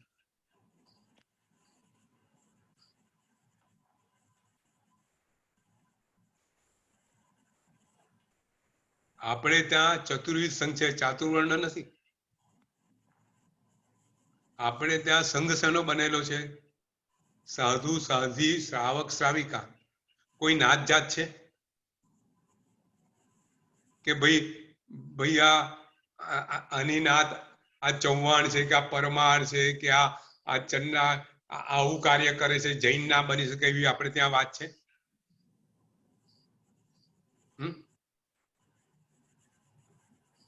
આપણે ત્યાં ક્ષત્રિય તીર્થંકર બની શકે, જૈન ધર્મી બની શકે?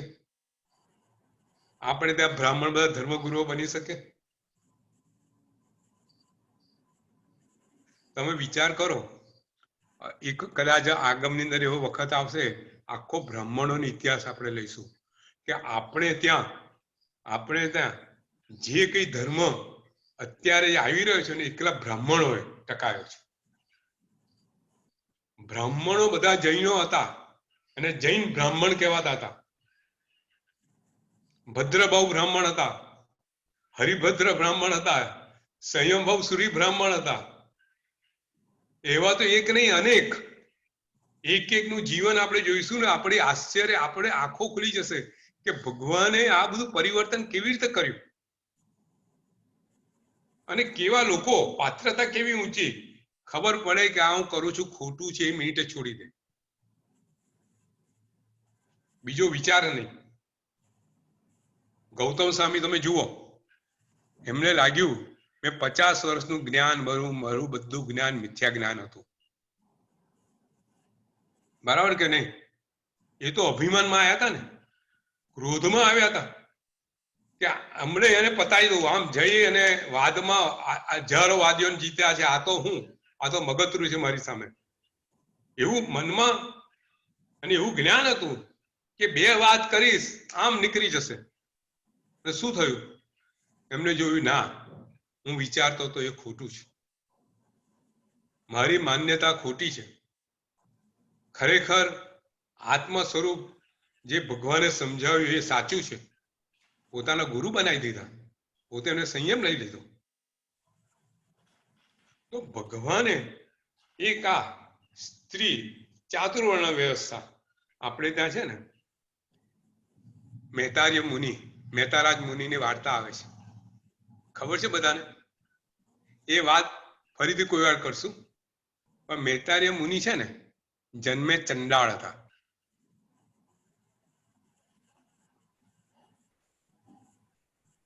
અને એમને કેવળ જ્ઞાન પ્રાપ્ત થયું છે. એટલે આપણે કહેવાની વાત કે આપણો ધર્મ છે ને ફક્ત ખાલી ગુણ રાગી છે. આ ક્યાંથી આવ્યો એ અગત્ય નથી, આ શું કરે છે અગત્યનું છે. એ માણસની પાત્રતા અત્યારે શું છે એ અગત્યની છે. જીવ પુરુષાર્થ કરી અને પોતે ગમે ત્યાં કુળમાં જન્મેલો હોય એ પણ કેવળ જ્ઞાન પ્રાપ્ત કરી શકે છે, એ વાત છે. એટલે એ ભગવાનનો આ ધર્મ 2500 વર્ષ પહેલા બી આવી ઉદાર, આવી ક્રાંતિકારી. આજે જે બધા આજે છે ને એક વર્ગ છે બુદ્ધિજીવી વર્ગ કહેવાય, બુદ્ધિજીવી. એમનું કામ શું કે ધર્મની અંદર બધું ખોટું છે એની જ વાત કરે. કશું કંઈક ખોટું થયું બુદ્ધિજીવીઓ બધા આગળ આવી જાય કે ધર્મમાં આવું છે, બધું લઈ લો. પણ એમને પોતે ખરેખર આવા ધર્મનો અભ્યાસ કર્યો હોય તો આ બધી વસ્તુ એમને ખ્યાલ આવે કે એ જમાનામાં પણ ભગવાન મહાવીરે પોતે પોતાના વિચારો દ્વારા કેવી ક્રાંતિ કરી હતી. જો ભગવાન મહાવીરને દેશનામાં ચોરોય આવતા હતા, બરાબર કે નહીં? ભગવાન મહાવીરની દેશના સાંભળવા એવું કહેવાતું હતું કે જે વાદીઓ 563 જેટલા વાદીઓ આવતા હતા જે ભગવાન સામે વાદ કરવા આવતા હતા. ખૂબ તમે આગળમાં બધું આવે છે, આપણને આશ્ચર્ય થાય કે આ બધી વસ્તુ, આટલી બધી સુંદર વસ્તુ બધી ભગવાને આપણને આગમમાં, એટલે આપણે આગમનું કેવી રીતે ઉદ્ભવ થયો એની વાત કરતા હતા કે એ વખતે જે બધા ગંધર્વ ભગવંતોએ ભગવાન પાસે ત્રિપદી લીધી અને એમને પોતાની દ્વાદશાંગીની રચના કરી.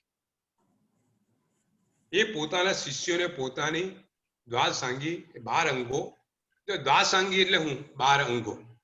12 અંગો કેવી રીતે છે આપણે વાત કરશું. 12 અંગો એટલે શું, એના ઉપાંગો એટલે શું, આપણે વાત કરશું, આપણે એને સમજીશું.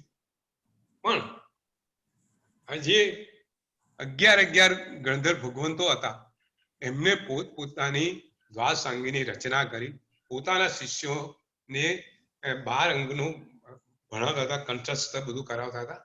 ભાઈ જેમ જેમ ગંધર્વ ભગવંતો કેવળ જ્ઞાન પામી અને કાળ ધર્મ પામ્યા તેમ તેમ જે પોતાના જે શિષ્યો હતા એ ગૌતમ સ્વામીને સોંપતા ગયા.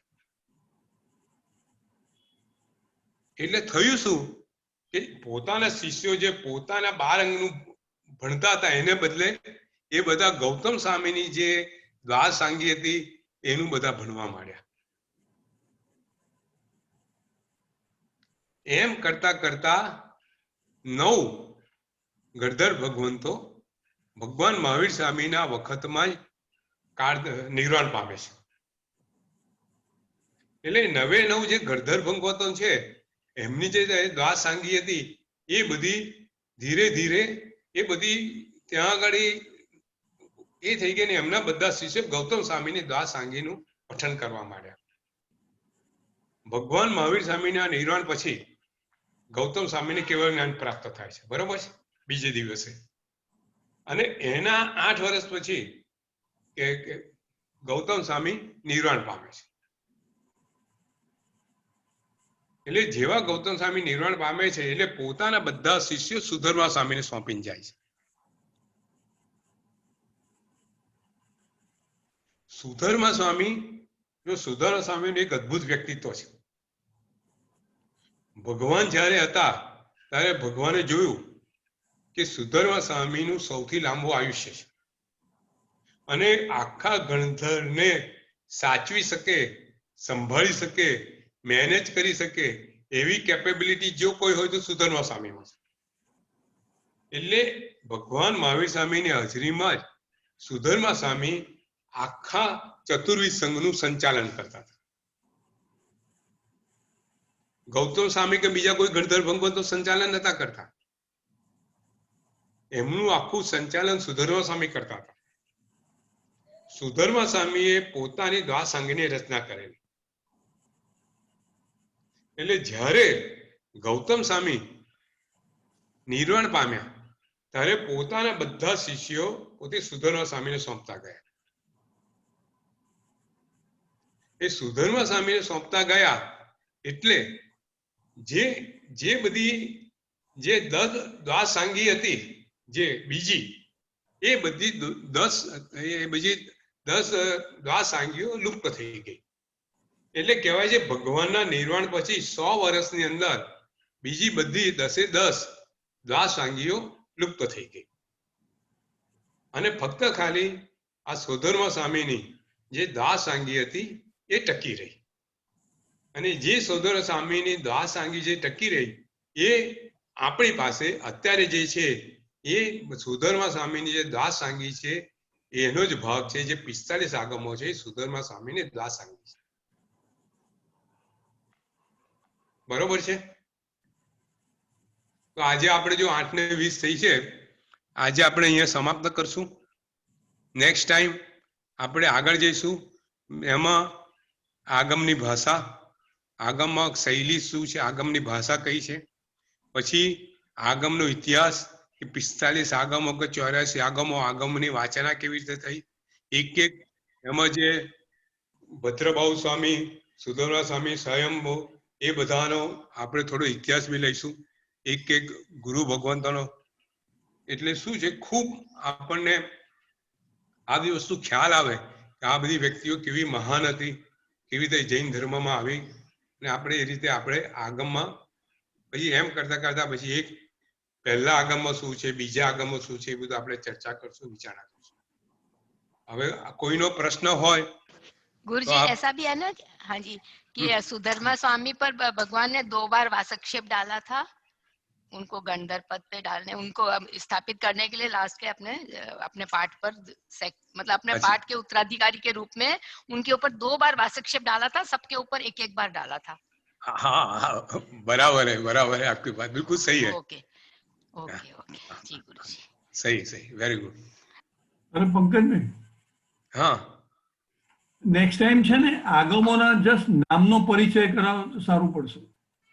હા, કયા 84 કે 45 એ 45 આવશે. નામ નીતિન. ફક્ત. નીતિને બધું આવશે.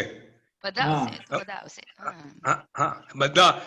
મારું તો જ્યાં 84 ના આગમોના નામ નહીં બોલીએ, કારણ કે 84 આગમ નામ બોલવામાં યાદ નહીં રહે, પણ 45 આગમોના વિભાગ શું છે, 12 અંગ શું છે, 12 ઉપાંગ શું છે, મૂળ સૂત્ર શું છે, છેદ સૂત્ર શું છે, એ બધી આપણે નામો એના કહીશું, એના વિભાગો કહીશું.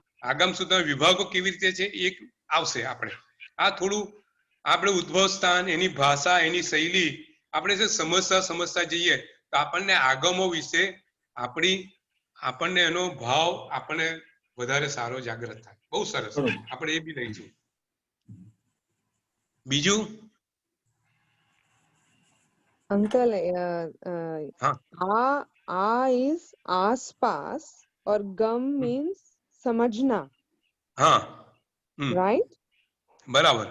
ओके ओके, नहीं आप वो गुजराती में बोले तो I am just trying to हाँ, गम, हिंदी में भी गम शब्द आता है ना. हाँ, आप में गम है कि नहीं है, आप में बुद्धि मतलब आप में ज्ञान है कि नहीं है. अच्छा. गम का धातु है, संस्कृत धातु है गम, उसका अर्थ होता है ज्ञान. अच्छा. और आ उसका उपसर्ग है, तो आ का अर्थ है आसपास, मतलब चारे बाजू का, मतलब सर्व पदार्थ का ज्ञान जिसमें है वो आगम. ओके, बराबर है. ठीक है अंकल.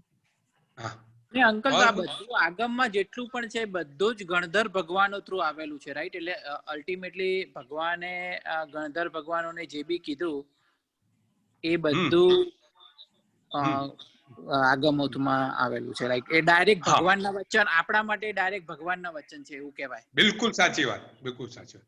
હવે છે ને સમકી એક વસ્તુ અહીંયા સમજાવું કે આપણે ત્યાં જે 45 આગમો છે ને એમાં બે વસ્તુ છે. આ વસ્તુ કહેવાનો હતો પણ આજે પ્રશ્ન કર્યો. એક એમાં એવું છે કે એક ભગવાનની વખતે જે રચાયેલા એને જે આગમો છે એ આગમો અને ભગવાન પછી બી રચાયેલા સૂત્રો છે એ બી આગમો છે. સમજ જે 12 અંગ છે ભગવાન વખતે રચાયેલા હતા અને 12 અંગો પછીના જે છે ઉપાંગો એ બધા ભગવાનને પછી બી રચાયેલા છે. કેટલાક ભદ્રભાઉ સ્વામીએ રચાયેલા છે, કેટલાક ભગવાનના 400-500 વર્ષ પછી પણ રચાયેલા છે. એટલે આગમોમાં ભગવાનની વાણી તો છે જ, એ ઉપરાંત આવા પૂર્વધરો 14 પૂર્વધરો એવા બધા ગુરુ ભગવંતોની બી ત્યાં આગળ વાણીનો સમાવેશ કરવામાં આવેલો છે, રચનાઓનો સમાવેશ કરવામાં આવેલો છે. એટલે 45 આગમમાં ભગવાનની વાણી ઉપરાંત બીજા ગુરુ ભગવંતો જ્ઞાની ભગવંતોની વાણી છે. પણ આ વારસો સુધર્મા સ્વામીનો 12 અંગોમાં સુધર્મા સ્વામીનો જ વારસો છે ને આપણી પાસે આવેલો છે. બરોબર બરોબર અંકલ, બરોબર.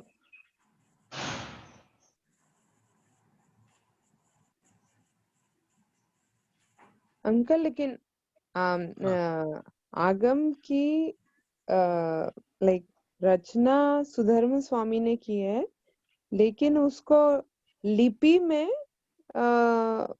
तो आगे आगे के जो साधु भगवान थे उन्होंने लिपि में लेके आए, राइट? बराबर है, बिल्कुल. उसी टाइम वो कंठस्थ था. 1000 वर्ष भगवान महावीर स्वामी के निर्वाण के करीब 1000 वर्ष के बाद वो ग्रंथस्थ हुआ. वो लिखने का 1000 वर्ष के बाद हुआ. 1000 वर्ष तक तो कंठस्थ चालू था. तो अंकल ये जो 1000 वर्ष में जो 1 करोड़ गाथा थी आगम की, तो वो 1000 वर्ष में फिर सिर्फ मतलब आधी रह गई लिखते आधी नहीं, वो समझो कि वो 1000 वर्ष में आधी नहीं, वो बहुत कम रह गई. वो भी गागर में से सागर तक रह गई. 14 पूर्व चले गए थे. ओ अच्छा, राइट. तो नहीं मतलब मेरा ये मतलब पूछना था कि जब जब लिखित में आई तब तब तब भी मतलब करोड़ थी या लिखने में तो पूरी करोड़ आई? हाँ, करोड़ों, करोड़ नहीं, करोड़ों. लेकिन अभी हमारे पास सिर्फ हजारों में है. ओ 1000 में है. ओके, हजारों. ओके. एग्जैक्ट मैं आपको दूंगा कितना पदों है सबका, लेकिन ये हजारों की संख्या में है. करोड़ों की संख्या चली गई उसमें भी. અને અંકલ એ ભગવાનના વખતે તો લખવાની કોઈ એ વખતે થઈ જ નથી, શોધ જ નથી થઈ ને, એટલે નતું. ના ના ના, નહીં નહીં નહીં નહીં નહીં સંગીત, હું તને સમજાવું.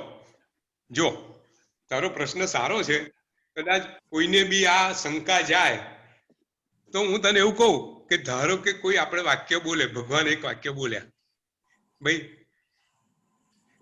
કોઈ બી વાક્ય તું એક લે કે ભાઈ આ સારું છે, આવું ભાષા કોઈ બોલે તો આ સારું છે, તને કેવી રીતે સમજાય? ધારો કે લખાણમાં ના હોય તો તું એને કેવી રીતે સમજે?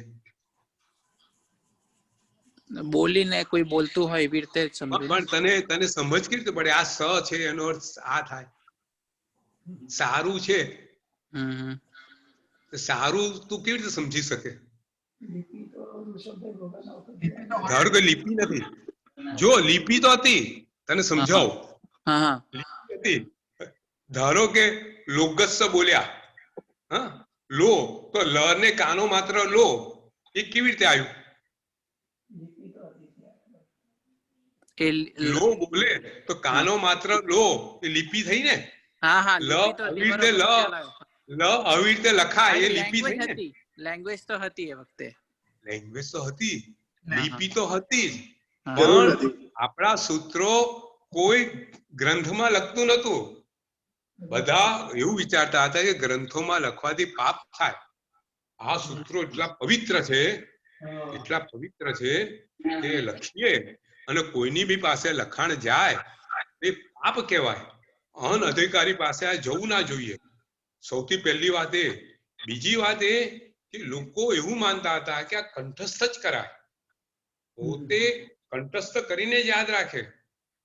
એમનું આખું જીવન આ સ્વાધ્યાયમાં કંઠસ્થમાં જાય.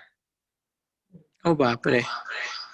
એટલે અંકલ આજે આમ વિચાર કરીએ કે સપોઝ 2 પ્રતિક્રમણની ચોપડીની સૂત્રની ચોપડી ના હોય અને ખાલી સાંભળીને જ કરવાનું હોય તો કેટલી બધી વાર થાય. અને બીજી વાર આપણને રસોઈ દીર્ઘઈ ખબર પડે છે અત્યારે? બોલીએ હું ત્યારે તો ના આ ખબર પ્રશ્ન પડે. રસો દીર્ઘઉ અને રસોઈ દીર્ઘઈ કેવી રીતે નક્કી કરી હશે? ધારો કે જ્યારે દેવળથી ગણિત ક્ષમાણે એને ગ્રંથસ્થ કર્યું ત્યારે ભાઈ આ રસોઈ છે કે આ દીર્ઘઈ છે કેવી રીતે નક્કી કર્યું હશે?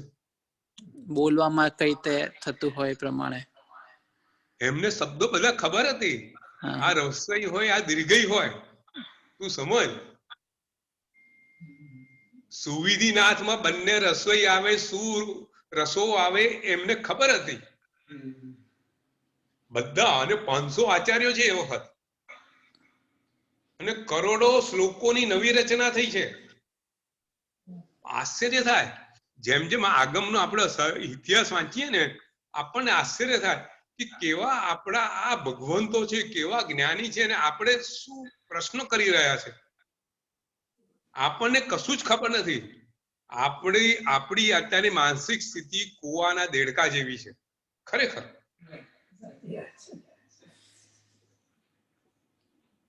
આપણે છે ને હું તમને કહું, કોઈ મેડિકલ ડોક્ટર પાસે જવું તો સાદી વસ્તુ કહું કે મેડિકલ ડોક્ટર પાસે ગયા હોય, કોઈ રોગ થયો હોય, ધારો કે કશું, આપણે ડોક્ટરને પૂછીએ કે તમે આ કેવી રીતે જાણ્યું, તમને આ કેવી રીતે ખબર પડી, તમને આ બરાબર છે કે નહીં? તો ડોક્ટર આપણને શું કરે? 2 મિનિટ કાઢી મૂકે કે ના મૂકે કે ડોક્ટર તું છે કે હું છું કે? કરે કે ના કરે?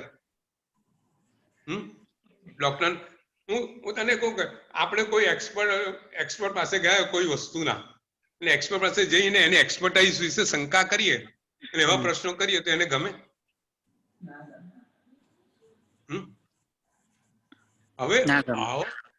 હવે આપણે તો કશું જ્ઞાન મેળવતા નથી, અને આપણા પ્રશ્નો કેવા હોય? આપણે કશું કરવું ના હોય એના પ્રશ્નો હોય, આપણે છટકબારી શોધવાના પ્રશ્નો હોય. આપણી પરિસ્થિતિ આવી છે, માનસિક પરિસ્થિતિ. આપણે આ ગુરુ ભગવંતોની મહાનતા, એમની પાત્રતા, એમની જ્ઞાનના ક્ષયોક્ષમ, એનું આપણને કોઈ જ્ઞાન નથી, કોઈ સમજ નથી. અને પછી આપણે વિચાર કરીએ કે અત્યારે ફ્રીઝમાં મૂક્યું છે તો એ ઓછું વાસી કહેવાય. બરાબર કે નહીં? હું તો પ્રેક્ટિકલ વાત કરું. બધી વાતને છે ને આપણે સામાન્ય લેવલ પર લઈ જવાની. આપણે શું કરીએ? ભાઈ આ હવે લાઈટો થઈ ગઈ, હવે રાત્રે ખાવામાં શું વાંધો? એક તો ક્યાં લાઈટો હતી, એમને શું ખબર હતી? આપણા પ્રશ્નો આવા છે ને. એમને ખબર નથી કે આપણને ખબર નથી. આ કોરોના આવ્યો તો ભગવાને એક ગુરુ ભગવંતોએ કીધું હતું ને, આપણે ત્યાં જો મેં આ વખત વાત કરેલી, ગઈ વખતે 2 વખત પહેલા વાત કરેલી કે ગુરુ ભગવંતો એ વખતના જે જ્ઞાની ભગવંતોને કેટલી ખબર હતી કે આપણને 2 વસ્તુ કહેવામાં આવેલી કે તમે જ્યારે પૂજા કરો, જે ભગવાનની મૂર્તિની 3.5 ફૂટ અંદર જાઓ તો મોઢે રૂમાલ બાંધી દેવાનો. બરાબર કે નહીં?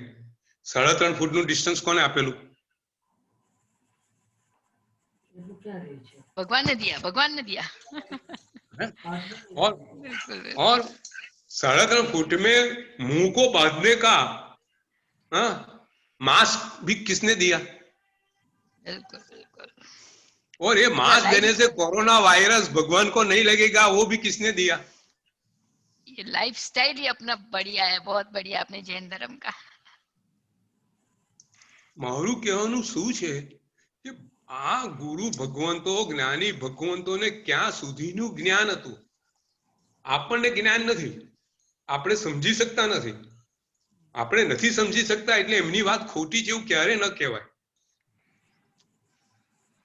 અચ્છા, આપણે ત્યાં આટલું નહીં, આપણે ત્યાં ગુરુ ભગવંતનો બી અવગ્રહ આવે છે. આવે છે वो 3.5 भी हाथ। 3.5 फुट है, उसमें भी लिखा है कि कोई गुरु भगवान के पास 3.5 फुट के अंदर में मत जाने का. ये 3.5 फुट आया कहाँ से? किसी ने तो सोचा होगा ना कि वायरस इसका इस distance is up to 3.5 feet. किसको तो रियलाइज हुआ होगा ना उसी समय, जिसने दिया होगा उसको, तो उस इतना वो वायरस इसका ज्ञान था ना उन लोगों को.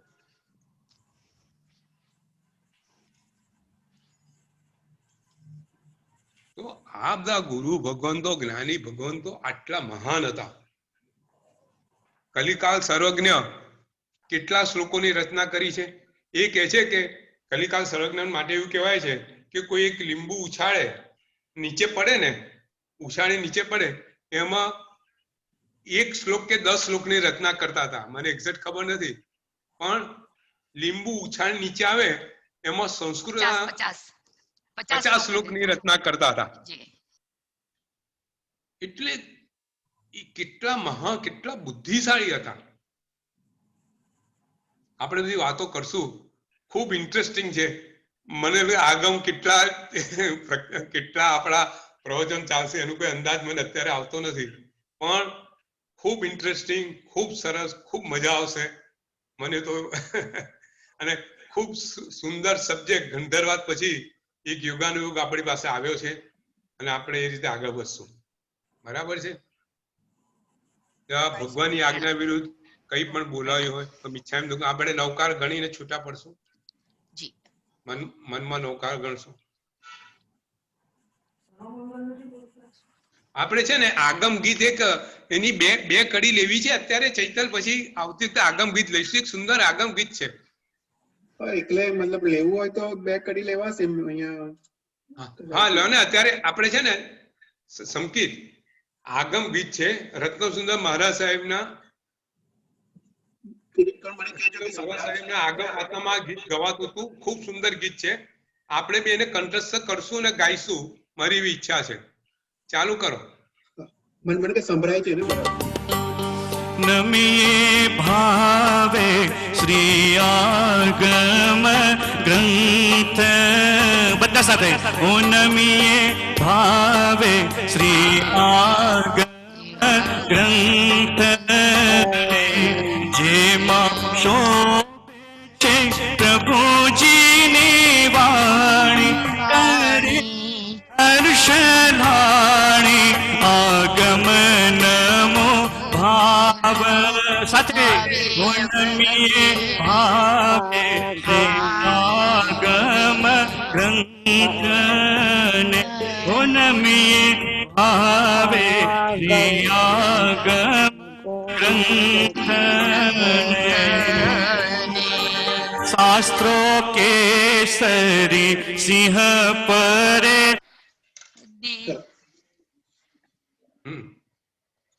ઓકે. નેક્સ્ટ ટાઈમ આપણે આખું લઈશું કદાચ. હા નહીં તો પછી હું શું કહું છું, આપણે ત્યાં જો કરુણા કોઈની પાસે ફરીથી ગવડાવીએ અને લઈએ. ખૂબ સુંદર છે, મજા આવશે. દરેક શરૂઆતમાં 2 એની શરૂઆતમાં એન્ડમાં મને શરૂઆતમાં બે કડી લઈશું. જો શક્ય હોય, જો બધાની ઈચ્છા હોય તો આપણે બધા જોડે ગઈશું. એક કડી ગાય ને પછી આપણે ગાવાની. એવી રીતે કઈક.